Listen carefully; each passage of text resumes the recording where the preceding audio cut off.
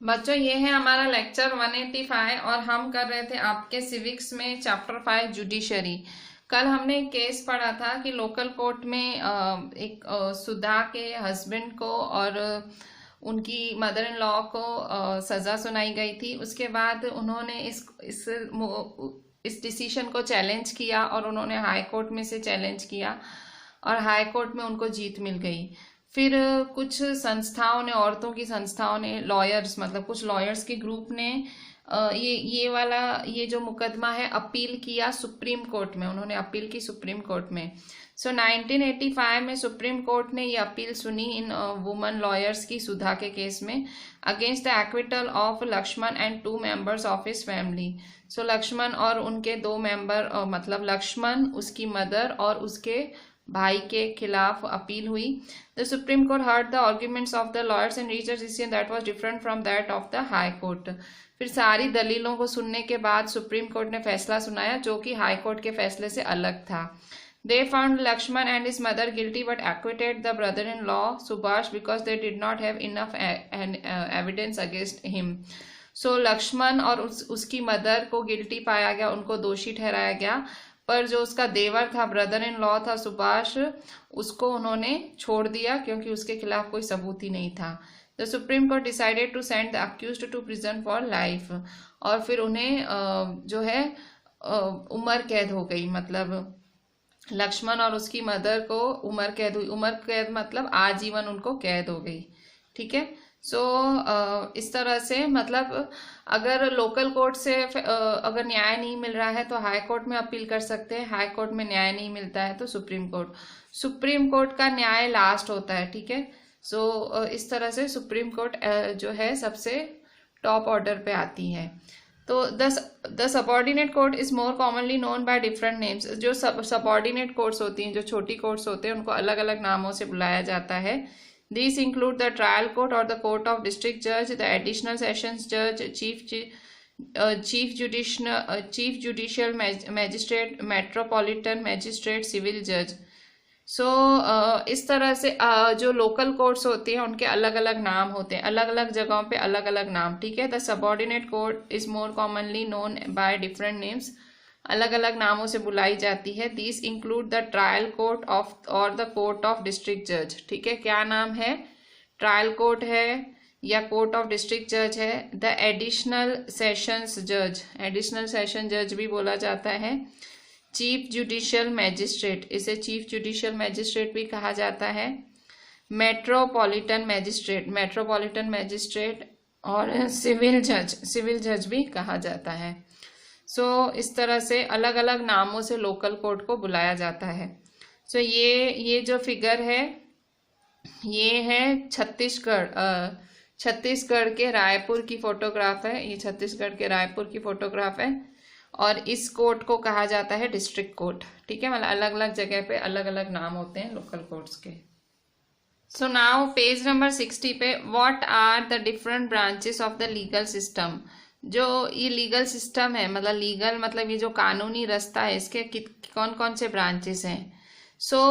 देखो ये जो केस पढ़ा हमने, जो सुधा का केस पढ़ा जिसमें उसके इन लॉज ने उसको दहेज ना देने के कारण उसको जिंदा जला दिया। The above case of the dowry death falls within what is considered a crime against society. ये जो क्राइम था ये पूरी समाज के खिलाफ क्राइम था। किसी को जिंदा जला देना दहेज के लिए वो है crime against society and is a violation of criminal law. ये क्रिमिनल लॉ हुआ। ठीक है। मतलब जो क्रिमिनल्स के लिए लॉ बनाया गया है ये उसका वायलेशन था, मतलब इन्होंने उस लॉ को तोड़ा। ये किस में आता है? किसी को ऐसे जिंदा जला लेना वो क्रिमिनल लॉ है। In addition to criminal law the legal system also deals with civil law cases. तो क्रिमिनल लॉ मतलब कोई पूछे what are the different branches of legal system, ये मैंने अंडरलाइन किया, ये आपको लिखना है कि लीगल सिस्टम के कितने ब्रांचेस हैं। लीगल सिस्टम के 2 ब्रांचेस हैं। पहला ब्रांच है क्राइम अगेंस्ट सोसाइटी, पहला है क्रिमिनल लॉ। ठीक है। और दूसरा है legal system also deals with civil law cases, दूसरे हैं सिविल लॉ केसेस। ठीक है। सिविल लॉ, इसमें देखो दोनों के बीच में डिफरेंस बिटवीन है, ये आपको लिखने हैं। ये जो डिफरेंस बिटवीन है। सो क्रिमिनल लॉ और civil law. So criminal law क्या है? So criminal law deals with conduct or acts that the law defines as offences, for example theft, harassing a woman to bring more dowry, murder. So criminal law क्या है? Criminal law deal करते हैं उन सारी चीज़ों सारी चीज़ों से डील करते हैं that the law defines as offences, मतलब जो गलतियां हैं, गुनाह हैं। फॉर एग्जाम्पल चोरी करना, किसी औरत को परेशान करना डाउरी लाने के लिए, दहेज लाने के लिए, या मर्डर करना। ठीक है, सो ये सब क्रिमिनल लॉ में आते हैं। चोरी, किसी को औरत को डाउरी के लिए परेशान करना, और मर्डर।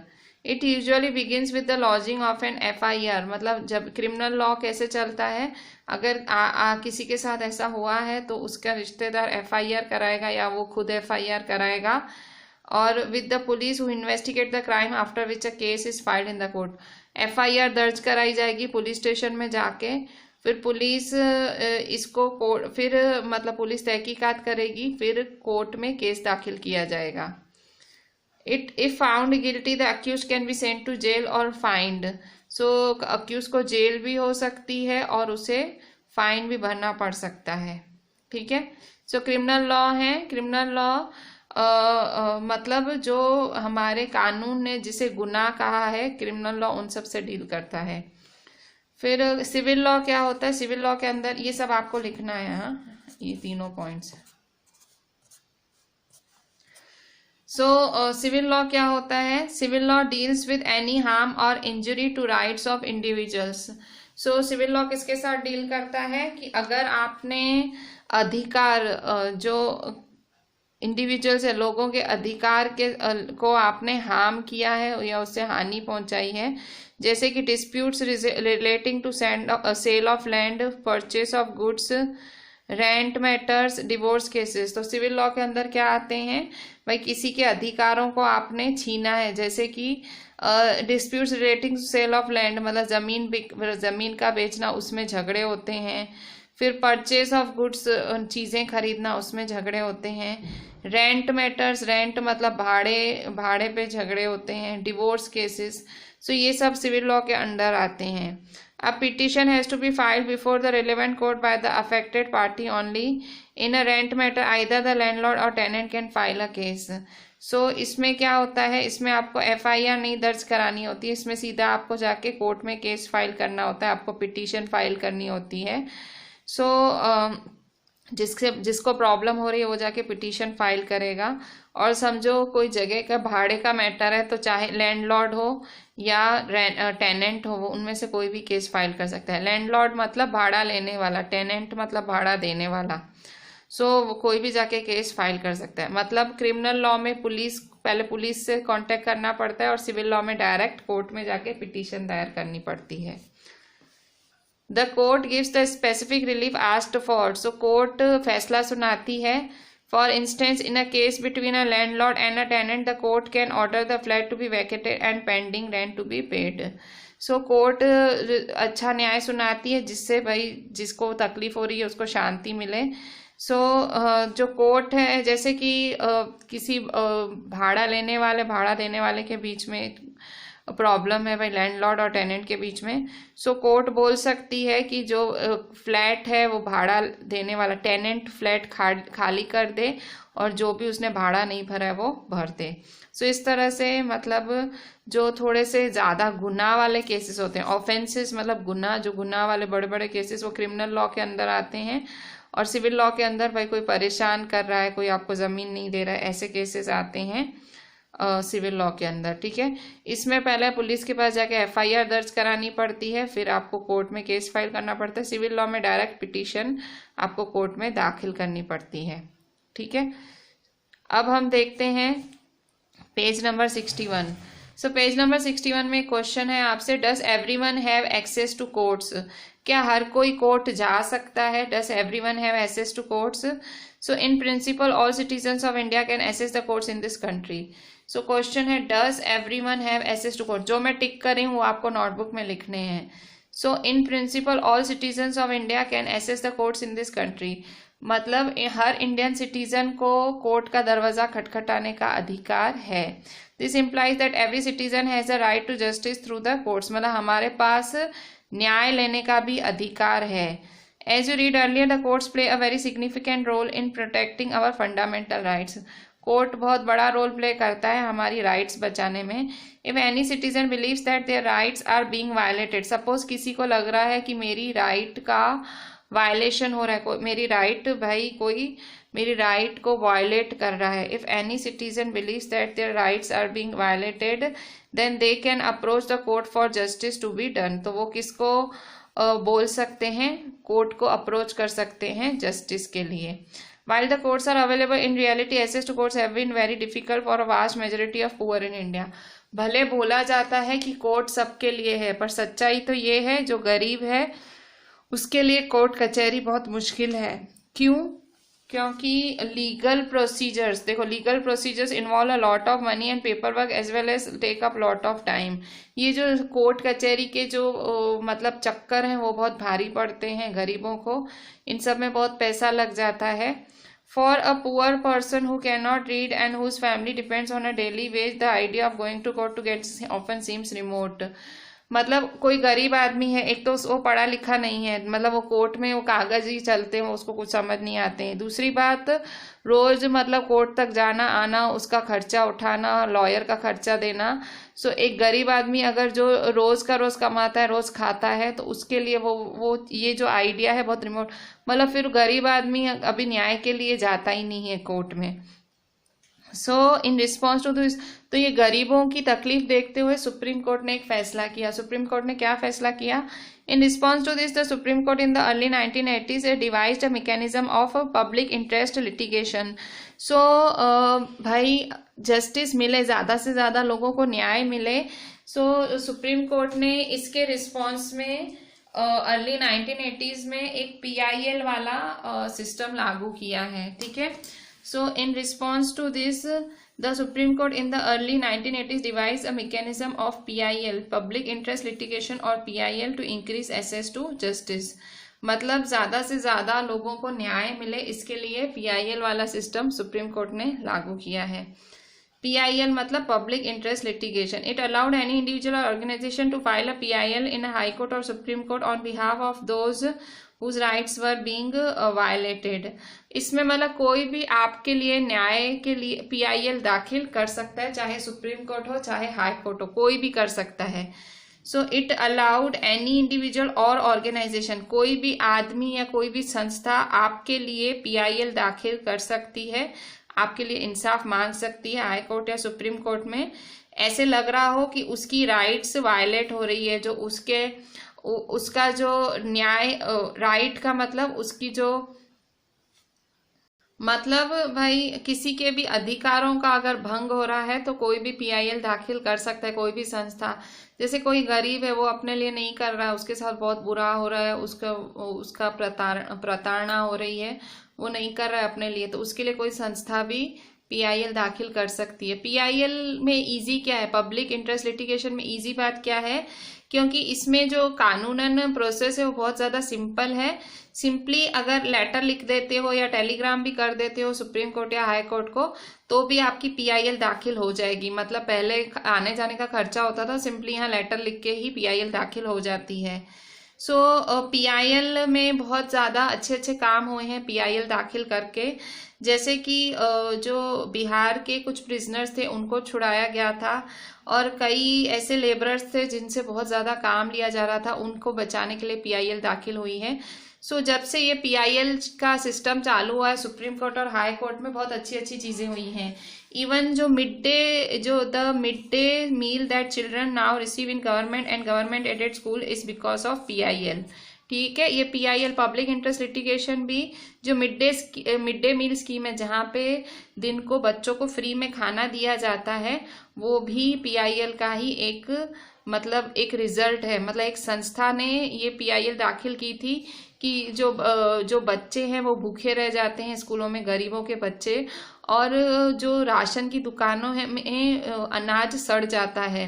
सो सरकार ने, सुप्रीम कोर्ट ने फैसला सुनाया कि भाई ये जो अनाज है उनको भाई बच्चों को जीने का अधिकार है, राइट टू लिव है, बच्चे कुपोषण के कारण मरने नहीं चाहिए।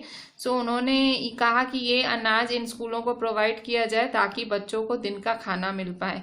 सो ये मिड डे मील स्कीम भी एक PIL का ही नतीजा है। ठीक है, आप देख सकते हो साइड में फिगर बनी हुई है। सो यहाँ देखो ये खाना मिल रहा है बच्चों को। ठीक है, सो PIL की वजह से गरीबों का कहीं कहीं बहुत ज़्यादा भला भी हुआ है। PIL सुप्रीम कोर्ट और हाई कोर्ट ने चालू किया है ताकि सबको न्याय मिल सके। पेज नंबर 62 पे, for a common person access to courts is access to justice. So अगर एक आम आदमी है अगर कोर्ट तक जा सकता है तो उसको न्याय जरूर मिलेगा। The courts exercise a crucial role in interpreting the fundamental rights of and as you saw in above को interpret article 21 of the constitution on the right to life to include right to food.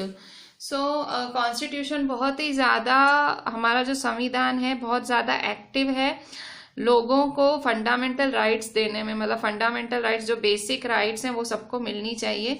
सो हमारा जो article 21 है, the courts interpreted article 21 of the constitution on the right to live, मतलब जीवन जीने के अधिकार में खाना खाने का अधिकार का भी हक है, मतलब हर किसी को खाना खाने का भी अधिकार है।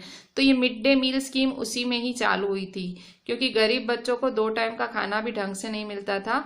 सो जीवन जीने के अधिकार में खाना खाने का अधिकार भी आता है जो कि उनको मिला। They therefore ordered the state to take certain steps to provide food for all including midday meal scheme. So इसलिए उन्होंने ऑर्डर किया स्टेट को कि कुछ स्टेप्स लिए जाएं कि मिड डे मील स्कीम होए। ठीक है, so there are also court judgments that people will work against the best interest of the common people. ये तो सारे जो जजमेंट थे, ये जो सारी चीज़ें थी, ये लोगों के भलाई के लिए थी, पर कई जजमेंट होती हैं जो इसमें भलाई नहीं भी होती हैं लोगों की। For example, activists who work on issues concerning right to shelter and housing for the believe that the recent on evictions are a far cry from earlier judgments. While recent tend to view the slum dweller as an encroacher in the city, earlier judgments like 1985 Olga Tellis versus BMC had tried to protect the livelihood of slum dwellers. देखो अभी जैसे कुछ फैसले ऐसे भी सुनाए हैं सरकार ने जो अच्छे नहीं हैं, मतलब सरकार ने बीच में झोपड़पट्टियाँ, जो बॉम्बे में झोपड़पट्टियाँ होती हैं, उन सबको उड़ा देने का फैसला सुनाया। अब वो झोपड़पट्टियों में हजारों लोग रहते हैं और वो वहीं उनका रहने का घर है।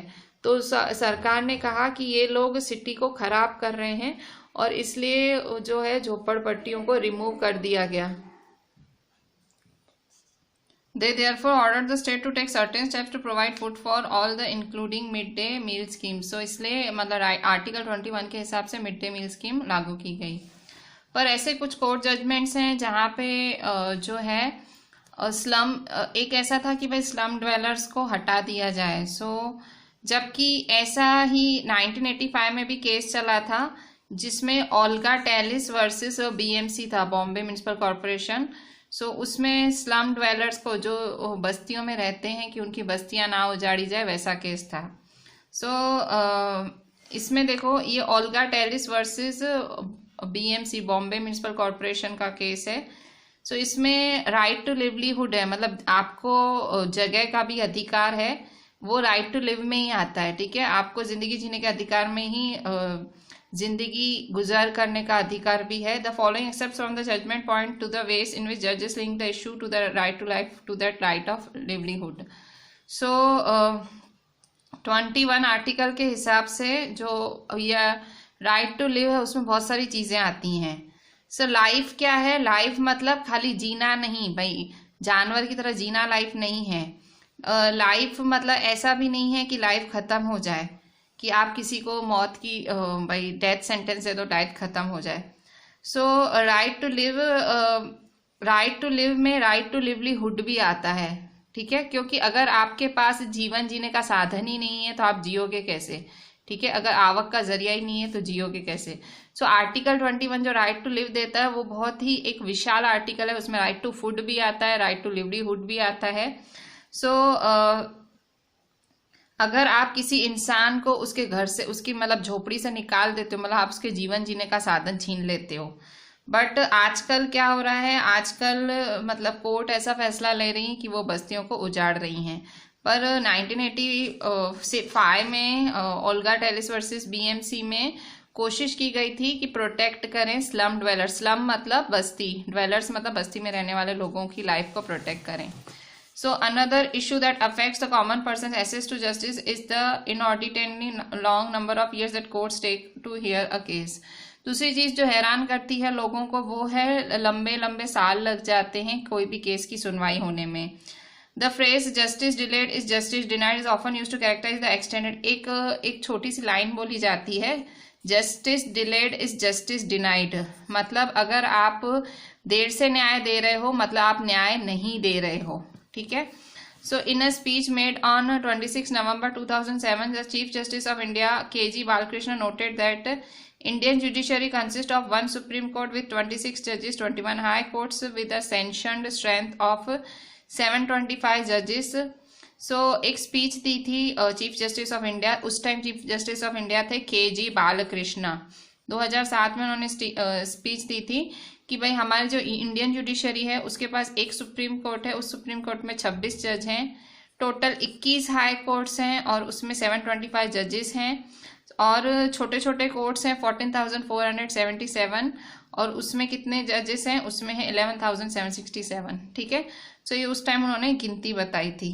ठीक है, मतलब कितनी जगह पे कितने जजेस हो सकते हैं। ठीक है, तो सुप्रीम कोर्ट है, सुप्रीम कोर्ट में 31 सुप्रीम नंबर ऑफ जजेस इन इंडिया 31 होने चाहिए। तो उस टाइम 2017 में ये किया गया है। सो 25 हैं और 6 अभी खाली है, जगह पड़ी है। 1079 जजेस होने चाहिए हाई कोर्ट्स में, उसमें 687 हैं और 392 जगह खाली पड़ी है। डिस्ट्रिक्ट और सबऑर्डिनेट कोर्ट्स में 21,320 जगह है, उसमें 16,383 काम कर रहे हैं और इतनी जगह खाली पड़ी है। मतलब इतने ज़्यादा जुडिशरी है, इतनी ज़्यादा है तो भी जस्टिस ही लोगों को देर से मिलता है। ठीक है। सो जुडिशरी तो भी एक इम्पॉर्टेंट रोल प्ले करता है, मतलब एक हमारी फंडामेंटल राइट्स को प्रोटेक्ट करता है, कोई ऐसे क्रिमिनल एक्टिविटी ना कर सके उसको कोशिश करता है ना हो। The members of constituent assembly had quite correctly envision a system of courts with an independent judiciary as a key feature of our democracy. So जब कॉन्स्टिट्यूएंट असेंबली के जो मेंबर्स हैं उन्होंने, जब कॉन्स्टिट्यूएंट असेंबली के मेंबर कौन, जब जिन्होंने कॉन्स्टिट्यूशन बनाया, तो जिन्होंने कॉन्स्टिट्यूशन बनाया उसी टाइम उन्होंने एक विजन कर ली थी, उसी टाइम उन्होंने देख लिया था कि भाई किस तरह से हमारा जो कोर्ट है वो बहुत ही, जो जुडिशियल सिस्टम है वो इम्पोर्टेंट रोल प्ले करेगा। ठीक है। So with this I am ending this lecture. So side में यहाँ एक छोटी सी पिक्चर है। This picture is the above photo shows the family member of some 43 Muslims of Hashimpura. 43 Muslims हैं हशीमपुरा मेरठ के, उनके ये फैमिली मेंबर्स हैं सारे। Killed on some of some 43, ये 43 मुस्लिम्स मारे गए थे 22 मई 1987 को। ये फैमिलीज 20 साल से जस्टिस मांग रही हैं, न्याय मांग रही हैं 20 साल से, और इतना ज़्यादा देर हो रही है न्याय में तो सुप्रीम कोर्ट ने ये case state of Uttar Pradesh से दिल्ली में ट्रांसफ़र कर दिया था। और ये this trial is going and 19 provincial armed constabulary PAC man are facing, और आर्मी वालों पे ये केस लागू हो रहा है, मतलब उन पे क्रिमिनल चार्जेस लगाए गए हैं। और 2007 तक अभी तक 3 विटनेस ही आगे आए हैं। ठीक है। सो इस तरह से 20-20 साल लग जाते हैं, पर तो भी हमारी जो ये हाउएवर इन स्पाइट, पर भले कुछ भी है देर से मिल रहा है जो भी है न्याय, however in spite of this there is no denying that the judiciary has played a crucial role in democratic India, serving as a check on the powers of executive and legislature as well as in protecting fundamental rights of citizen। आप ये बात नहीं भूल सकते हो कि judiciary हमारे fundamental rights बचाता है, एग्जीक्यूटिव के पावर्स को देखता है, लेजिस्लेचर के पावर्स को देखता है। ठीक है। So with this I am ending this chapter on judiciary. This was a really interesting chapter. अगर पॉइंट्स भी अच्छे से करेंगे तो चैप्टर बहुत अच्छे से हो जाएगा। ठीक है। Just right the points very properly and WhatsApp me the entire chapter. Thank you.